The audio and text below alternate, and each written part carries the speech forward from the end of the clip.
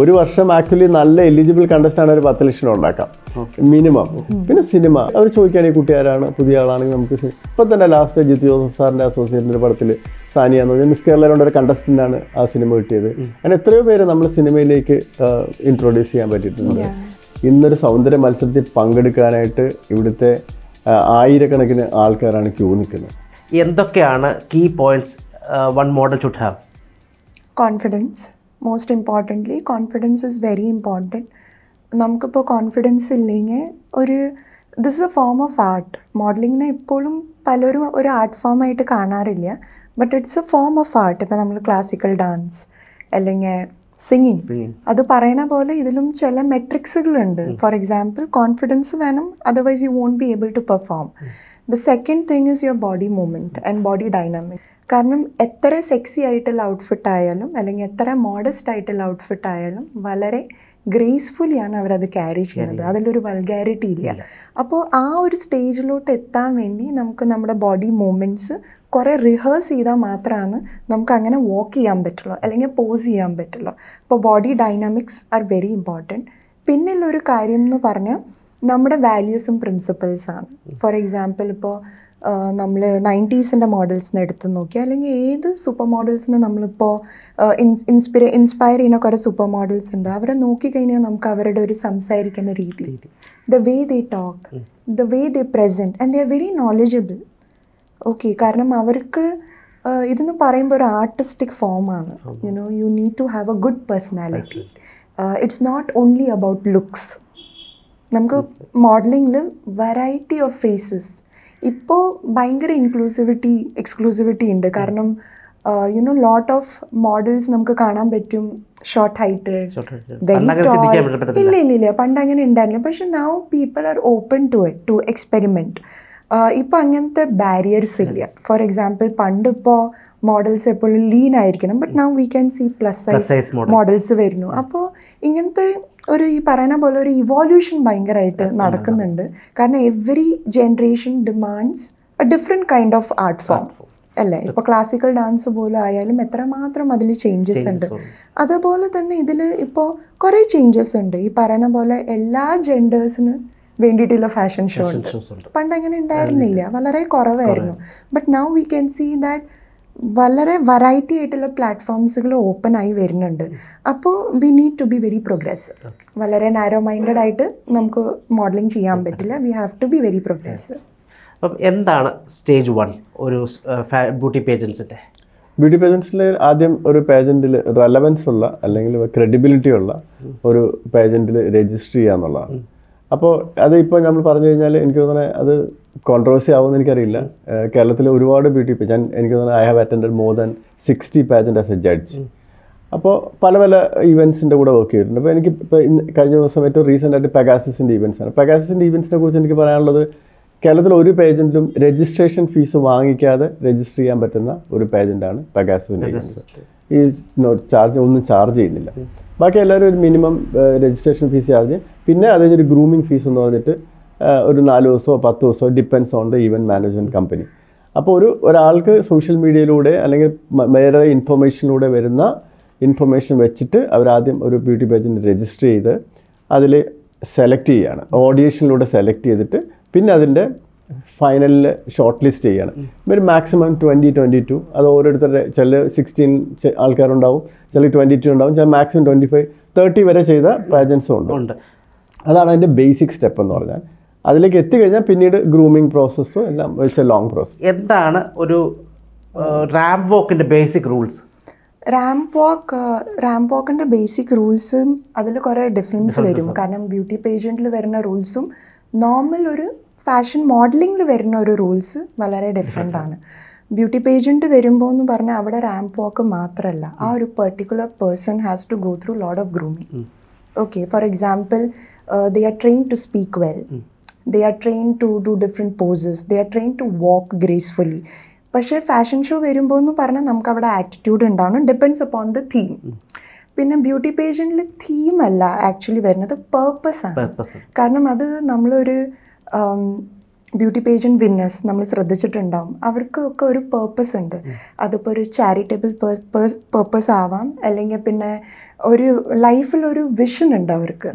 Necessary അല്ല അവർ മോഡലായിരിക്കണം, അവർ ചിലപ്പോൾ ഒരു ആക്ട്രസ് ആവാം, ഒരു ബ്രാൻഡ് അംബാസഡർ ആവാം, അല്ലെങ്കിൽ അവർക്ക് വേണമെങ്കിൽ പല ഇൻഫ്ലുവൻസർ ആവാം, അല്ലെങ്കിൽ they can also get in to politics, അല്ല ഒരു ലീഡർ പോലും ആവാൻ പറ്റും.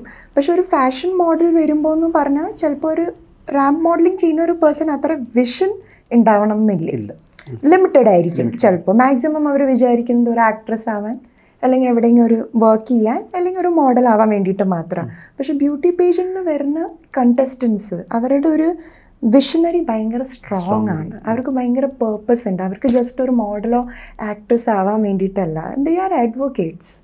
അവർ അഡ്വക്കസി ചെയ്യുന്നുണ്ട്. അത് പല പല പേർപ്പസ് ആയിരിക്കും which is close to their heart. ഇപ്പോൾ ഞാൻ പെഗാസസിൻ്റെ ഗ്രൂമറാണ്, ഒഫീഷ്യൽ ഗ്രൂമറാണ്. അപ്പോൾ നമ്മളവിടെ കണ്ടസ്റ്റൻസിന് വരുമ്പോൾ അവർക്ക് എങ്ങനെയാണ് സൊസൈറ്റിയിൽ ഒരു ബെറ്റർ പേഴ്സൺ ആവാൻ പറ്റുക. എല്ലാവർക്കും സൗന്ദര്യ മത്സരത്തിൽ പങ്കെടുക്കാൻ പറ്റും. പക്ഷേ ഈ യൂത്ത് ഫെസ്റ്റിവൽ നടക്കുന്ന പോലെയാണ്, വിൻ ചെയ്യുന്ന ആൾ മാത്രമേ സന്തോഷമുള്ളൂ, ബാക്കി ആർക്കും സന്തോഷം ഉണ്ടാകത്തില്ല. എല്ലാവർക്കും എന്തുകൊണ്ടാണ് അവരത് ഇപ്പോൾ ലാസ്റ്റ് പേജൻ്റ് നടന്ന 3-4 പ്രാവശ്യം ഒരേ പേജൻറ്റിൽ വന്ന ആൾക്കാരെ നമ്മളായിട്ടുണ്ട്.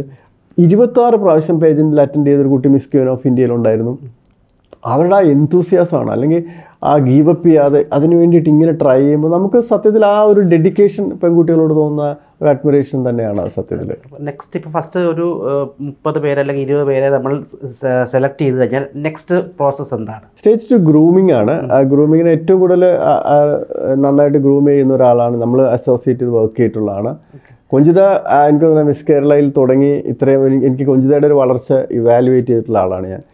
ഗ്രൂമിങ്ങിൽ നമ്മൾ മെയിനായിട്ട് നോക്കുന്നത് അവരുടെ പേഴ്സണാലിറ്റി ഡെവലപ്മെൻ്റ് ആണ്. ഇപ്പോൾ അവരുടെ പേർപ്പസിനെ കുറച്ചുകൂടി എൻഹാൻസ് ചെയ്യാൻ വേണ്ടി പല ട്രെയിനേഴ്സ് വരും. ഞാനായിരിക്കും മെയിനായിട്ട് മാനേജ് ചെയ്യുന്നുണ്ടാവുക. അപ്പോൾ നമ്മൾ അവരെ പഠിപ്പിച്ചു കൊടുക്കുന്നത് how you can be A model, but at the same time how you can enhance your personality and your vision as well. കാരണം മിസ് ക്യൂൻ കേരള തൊട്ടാണ് നമ്മൾ സ്റ്റാർട്ട് ചെയ്യുന്നത്. And then miss south India ഉണ്ട്, മിസ് ക്യൂൻ ഓഫ് ഇന്ത്യ ഉണ്ട്, അതുപോലെ Mrs കാറ്റഗറിയും ചെയ്യുന്നുണ്ട്. അപ്പോൾ ഇവർക്കെല്ലാം ഓരോരോ ലെവൽസിൽ എത്തുമ്പോൾ ട്രെയിനിങ്ങിൽ ചെറിയൊരു ഡിഫറൻസ് ഉണ്ടാവും. ബിക്കോസ് സ്റ്റേറ്റ് ലെവൽ വരുമ്പോൾ ഒബ്വിയസ്ലി കേരള പാർട്ടിസിപ്പൻസ് ആയിരിക്കും ഉണ്ടാവുക. നാഷണൽ ലെവൽ വരുമ്പോൾ കുറച്ചുകൂടി അതർ സ്റ്റേറ്റ്സ് നിന്നുള്ള ആൾക്കാരുണ്ടാവും. ഇൻ്റർനാഷണൽ വരുമ്പോൾ ഡിഫറെൻറ്റ് കൺട്രീസ് നിന്നുള്ള ആൾക്കാരുണ്ടാവും. അപ്പോൾ നമുക്ക് അവരെ ട്രെയിനിങ് ചെയ്യുന്ന രീതികളും അതുപോലെ മാറിക്കൊണ്ടിരിക്കും. ലൈക്ക് ഫ്യൂ ഇപ്പോൾ ഈ പറയുന്ന പോലെ body dynamics, language, diction, presentation, അങ്ങനത്തെ കാര്യങ്ങളിൽ കുറച്ച് ചേഞ്ചസ് വരും. പക്ഷേ ഓവറോൾ ഒരാളുടെ personality along with their looks and also how to enhance their knowledge. ഇപ്പോൾ നമ്മൾ വലിയ വലിയ എക്സാംസിനൊക്കെ ഇൻ്റർവ്യൂസിന് പോകുമ്പോൾ അവരൊരു ക്വസ്റ്റ്യൻ നമ്മുടെ അടുത്ത് ചോദിക്കും. നമുക്കത് കറക്റ്റായിട്ട് ആൻസർ ചെയ്യാൻ പറ്റിയില്ലെങ്കിൽ ചിലപ്പോൾ നമുക്ക് ആ ഒരു എക്സാംസ് ക്ലിയർ ചെയ്യാൻ പറ്റില്ല. അതുപോലെ തന്നെയാണ്. പക്ഷേ ഇവിടെ കുറച്ചുകൂടി ഒരു ഗ്ലാമറസ് വേ ഉണ്ട്. But at the same time it is very elegant. For example Pegasus is the only pageant അവിടെ ബിക്നി റൗണ്ട്സ് ഇല്ല, even in the international platform. At the same time എങ്ങനെയാണ് റാമ്പ് വാക്ക് ചെയ്യാൻ പറ്റുക, അതും നമ്മൾ ട്രെയിനിങ്ങിൽ അവർക്ക് പ്രൊവൈഡ് ചെയ്യും. സോ ഇറ്റ്സ് എ വെരി എന്താ പറയുക, ഒരു വാസ്റ്റ് ഏരിയ ആണ് ആക്ച്വലി നമുക്ക് പഠിപ്പിച്ചു കൊടുക്കാൻ വേണ്ടി. അപ്പോൾ ഈ പറയുന്ന പോലെ ramp walk, knowledge, the purpose, അവരുടെ പേർപ്പസിനെ ഐഡൻറ്റിഫൈ ചെയ്യാൻ വേണ്ടി പല ട്രെയിനേഴ്സ് വന്ന് അസോസിയേറ്റ് ചെയ്യും. ആൻഡ് ടാലൻറ്റ് റൗണ്ട്, അപ്പോൾ അവരുടെ ടാലൻറ്റിനും അവർക്ക് പ്രസൻറ്റ് ചെയ്യാൻ പറ്റും. Singing, any different kind of talents.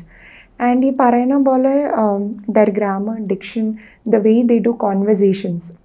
കാരണം ഒരു ബ്യൂട്ടി പേജൻറ്റ് ജയിച്ചു കഴിഞ്ഞാൽ ഓബ്വിയസ്ലി അവർക്ക് ഇൻ്റർവ്യൂസ് അറ്റൻഡ് ചെയ്യണം, അവർക്ക് അവരുടെ പേർപ്പസിനെ അഡ്വക്കസി ചെയ്യണം. അപ്പോൾ അത് ചെയ്യുമ്പോൾ അത് എങ്ങനെയാണ് സംസാരിക്കാൻ പറ്റുക, that is image, building N image. Exactly, building A personal brand, building N image. അതിൻ്റെ ഓവറോൾ ഗ്രൂമിംഗ് ആണ് നമ്മൾ അവർക്ക് പ്രൊവൈഡ് ചെയ്ത് കൊടുക്കുന്നത്. ഓക്കെ, ദെൻ ഈ ഒരു ജഡ്ജിങ് പോയിന്റ് ഓഫ് വ്യൂവിൽ വരുമ്പോൾ എന്തൊക്കെയാണ് നോക്കാറുള്ളത്? ബേസിക്കലി ഓവറോൾ ഈ പറഞ്ഞ എല്ലാ പോയിൻറ്റ്സും നമ്മൾ ഇവാലുവേറ്റ് ചെയ്യണം. കോൺഫിഡൻസ് ലെവല്, അവരുടെ ലുക്സ്, അവരുടെ വാക്സ്, അവരുടെ സ്റ്റൈലിങ്, അവരുടെ presence of mind, question answer ചെയ്യുമ്പോൾ അവരെങ്ങനെ റെസിപ്രൊക്കേറ്റ് ചെയ്യുന്നത്, തെറ്റുത്തരോ ശരി ഉത്തരോ എന്നൊക്കെ ഉപരി how they reciprocate and how they അവരുടെ പ്രസൻസ് ഓഫ് മൈൻഡിൽ അവർക്ക് എങ്ങനെയാണ് ഒരു ക്വസ്റ്റ്യൻ ആൻസറിനെ ഹാൻഡിൽ ചെയ്യാൻ പറ്റുന്നത് എന്നുള്ളതാണ്. പിന്നെ ഒരു എൻ്റയർ ഡേ ഇത് ശരിക്കും പറഞ്ഞാൽ ഭയങ്കര ടഫസ്റ്റ് ജോബാണ്. കാരണം ഒരു കുട്ടിയുടെ അന്നത്തെ ഒരു ദിവസം ചിലപ്പോൾ ഒരു കോൾഡ് വന്നാൽ മതി, അല്ലെങ്കിൽ പെൺകുട്ടികൾ പീരീഡ്സിൻ്റെ പെയിൻ എന്തെങ്കിലുമൊക്കെ ആയിട്ട് ആ ദിവസം അവർക്ക് പെർഫോം ചെയ്യാൻ പറ്റില്ല, അവർക്ക് ഭയങ്കര ഡിസപ്പോയിൻ്റ്. അപ്പം ഒരു ലക്ക് ഫാക്ടർ ചെറുതായിട്ട് ഇവിടെ ഉണ്ട്. അന്നത്തെ ദിവസം അവർ നല്ല നമുക്ക് തന്നെയല്ല, നമ്മൾ എല്ലാ ദിവസവും രാവിലെ എണീക്കുമ്പോൾ കണ്ണാടി നോക്കുന്ന പോലെയല്ല നമ്മുടെ മുഖം ഇരിക്കുന്നത്. അപ്പോൾ അന്നത്തെ ദിവസം അവർ നന്നായിട്ട് പെർഫോം ചെയ്യുക എന്നുള്ളതാണ്. അപ്പോൾ ആ പെർഫോമൻസിന് തന്നെയാണ് നമ്മൾ ഇവാലുവേറ്റ് ചെയ്യുന്നത്. അത് ചിലപ്പോൾ ഒരു 4 or 5 ജഡ്ജസ് ഉണ്ടാവും. 4 പേരുടെയും പെർസ്പെക്റ്റീവ് കുറച്ച് ഡിഫറെൻ്റ് ആകുമ്പോഴാണ് ഈ ക്ലാഷ് വരുന്നത്. ചിലപ്പോൾ ഞാൻ ചിലപ്പോൾ ഫാഷൻ ഫോട്ടോഗ്രാഫർ ആയതുകൊണ്ട് ഞാൻ കുറച്ച് ലുക്സൊക്കെ നല്ല ഭംഗിയൊക്കെ നോക്കും. അല്ല, ഞാൻ നോക്കുന്ന പോലെ ചിലപ്പോൾ ആരും നോക്കുന്നുണ്ടാവില്ല. കാര്യം ഞാനൊരു ഫീച്ചേഴ്സിൻ്റെ സിമിട്രി നമ്മളെല്ലാവർക്കും എനിക്ക് തോന്നുന്നു 1994 ഐശ്വര്യ റായ് മിസ് വേൾഡ് ആയപ്പോൾ വേൾഡിൽ സിമിട്രിക്കലി പെർഫെക്റ്റ് ആയ 8 പേരിൽ ഇന്ത്യൻ ഐശ്വര്യ റായ് മാത്രമായിരുന്നു. ലൈക്ക് നമ്മുടെ മൂക്കിൻ്റെ ഹോള് ഡിഫറെൻ്റ് ആണ്, ഐസ് ഡിഫറെൻ്റ് ആണ്, ഐബോൾ ഡിഫറെൻ്റ് ആണ്, ജോലൈൻ ഡിഫറെൻ്റ് ആണ്. അപ്പോൾ ഇത് സ്റ്റേജിൽ നിന്നിട്ട് ഇത്ര ദൂരത്ത് നിന്ന് ഇവാലുവേറ്റ് ചെയ്യാൻ പറ്റണം. അപ്പോൾ അങ്ങനെയാണെങ്കിൽ നമ്മൾ മിസ് ഫോട്ടോജനിക്ക് ഞാൻ പണ്ട് എല്ലാ ദിവസവും ജഡ്ജ് ചെയ്യും. ഞാൻ അജിത്തിൻ്റെ അടുത്ത് പറയുന്നത് മിസ് ഫോട്ടോജനിക്കൊന്നും ഒരിക്കലും നമുക്ക് സ്റ്റേജിൽ നിന്ന് ജഡ്ജ് ചെയ്യാൻ പറ്റില്ല.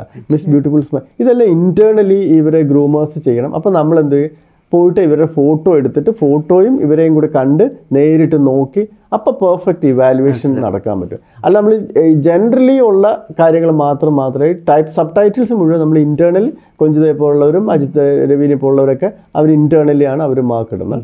ബാക്കി നമ്മൾ മെയിൻ ഈവെൻറ്റിൻ്റെ ഇത് നമ്മളാണ് ജഡ്ജ് ചെയ്യുന്നത്. ഓക്കെ, ഈ പറഞ്ഞ പോലെ ഒരു വിന്നർ ഇപ്പം മിസ് കേരള അല്ലെങ്കിൽ മിസ് ഗ്ലോബൽ എന്ന് പറയുന്ന ഒരു ടൈറ്റിൽ വിൻ ചെയ്യുമ്പോൾ അവർ ഈ പറഞ്ഞ പോലെ യൂഷ്വലി കേൾക്കുന്നത് എന്താണ്, അവർക്കൊരു ഒരു പ്രൈസ് മണി ഉണ്ടാവും, അല്ലെങ്കിൽ നെക്സ്റ്റ് ഇവർക്ക് എന്താണ് പ്രോസസ്സ്. അതിപ്പോൾ എപ്പോഴും മിസ് കേരളയായിട്ട് കണ്ടു അല്ലെങ്കിൽ അങ്ങനെ വരുന്നത് കാണുന്നുണ്ട്. മോസ്റ്റ് പ്രോബ്ലി അവർ പടങ്ങളിലേക്ക് സിനിമകളിലേക്കാണ് നെക്സ്റ്റ് വരാറുള്ളത്. അതല്ലെങ്കിൽ അപ്പാർട്ട് ഫ്രം സിനിമ എന്താണ് നെക്സ്റ്റ് ഒരു ഏരിയ? മോഡലിങ്ങിൻ്റെ ഓപ്പർച്യൂണിറ്റി തന്നെയാണ് നമ്മുടെ പ്രൊഫൈൽ. ഇപ്പോൾ ഒരാളുടെ പോർട്ട്ഫോളിയോയിൽ ഏറ്റവും വലിയൊരു ഹൈലൈറ്റ് തന്നെയാണ് ഇപ്പോൾ മിസ് കേരള വിന്നർ എന്ന് പറയുന്നത്, അല്ല റണ്ണറപ്പ് എന്ന് പറയുമ്പോഴത്തേക്കും ഇവർക്ക് പെഗാസസിൻ്റെ ഈവൻസിലാണെങ്കിൽ മിസ് കേരള ആയിക്കഴിഞ്ഞാൽ മിസ് സൗത്ത് ഇന്ത്യ വിൻ ചെയ്യാം, miss Queen of India win ചെയ്യാം, മിസ് ഗ്ലാം വേൾഡ് ചെയ്യാം, മിസ് ഏഷ്യ വരെ പോവാം. ഒരു വർഷം ആക്ച്വലി നല്ല എലിജിബിൾ കണ്ടസ്റ്റാണ് ഒരു 10 ലക്ഷം ഉണ്ടാക്കാം മിനിമം.